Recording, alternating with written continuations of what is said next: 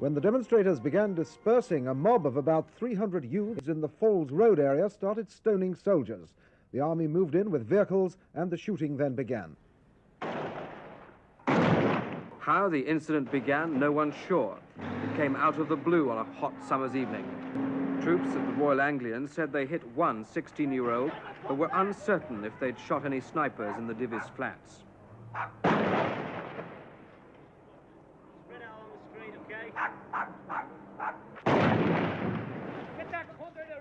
Hospitals in Belfast say at least 4 injured people have been admitted.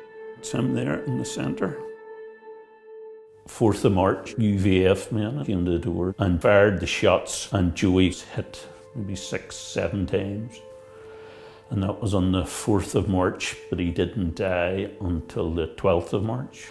And as it subsequently found out that the man that was charged with Joey's murder, my dad found out that it was someone he used to give a lift to work with in the mornings.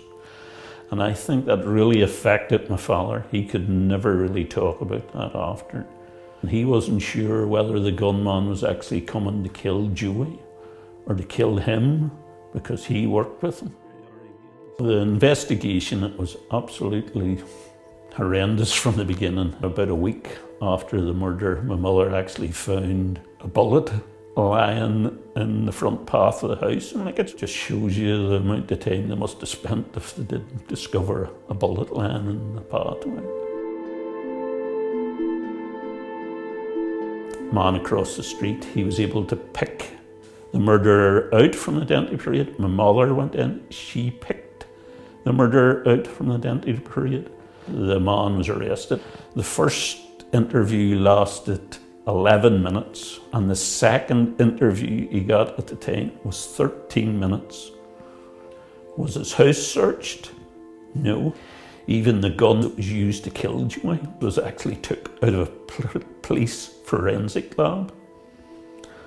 And it just shows you, I think the UVF at the time broke into the police forensic lab and stole hundreds of guns. There was supposed to be high security on them, and I think it was carloads of the UVF arrived up and went into the police forensic lab. There was 2 security guards. They just come in past them, filled their cars with weapons, and drove out again. No one was ever prosecuted.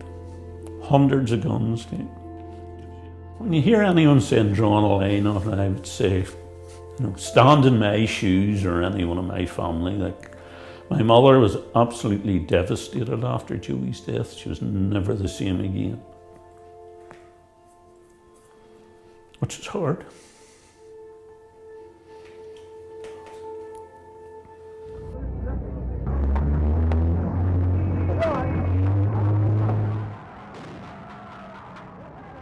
On that Sunday, Margaret would have left the community centre about 9:15. Suddenly there was a bang, and Margaret fell to the ground.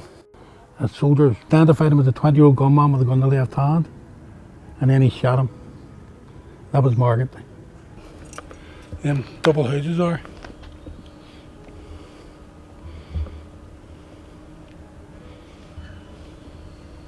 How far is that?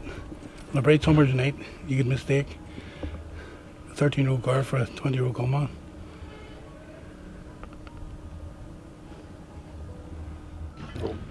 Well, my mother really suffered. Making dinners, she always put her dinner plate out, and in that Christmas, she bought her Christmas presents. My mother died at 57. She never ever got over Margaret. She was hooked on sleeping tablets, chain smoker, nerve tablets for years. And that's why she died at 57. But she could never cope with Margaret's death. No different individuals can cope with grief. My mother couldn't, never. And then the guilt was always there. She blamed my father. How many people were shot that day? 5 were killed. There was a couple of others wounded. And John Dougal was shot in the back. Margaret was shot next by the same soldier that shot John Dougal. The bullet went through Father Fitzpatrick into Paddy Butler, killed the 2 of them. As they fell to the ground, David McCafferty was 15. He peeked out to try and pull Father Fitzpatrick in, and he was shot dead. And for their family to hear that they were gunmen and paramilitaries, you know what I mean? It's a thing that you just can't forget. You have to find the truth of what happened to them.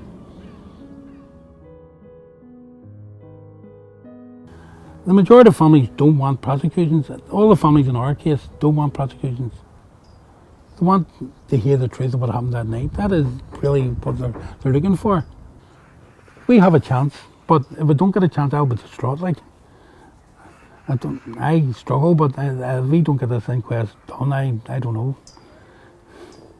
It just strikes my head sometimes. And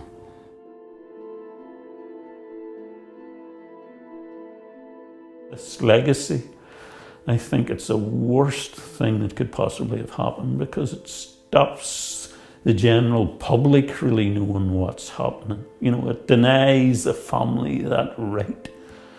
Their right to information. The British government are absolutely immune to what went on here. They have no interest. They don't care. They don't care about citizens here, what they think or getting to the truth. Like in most societies, you would think one of the main things of the government would be to help and protect the citizens. Like there was no protecting the citizens here. And what they're actually doing now with this legacy is just denying their own citizens a chance to get to the truth.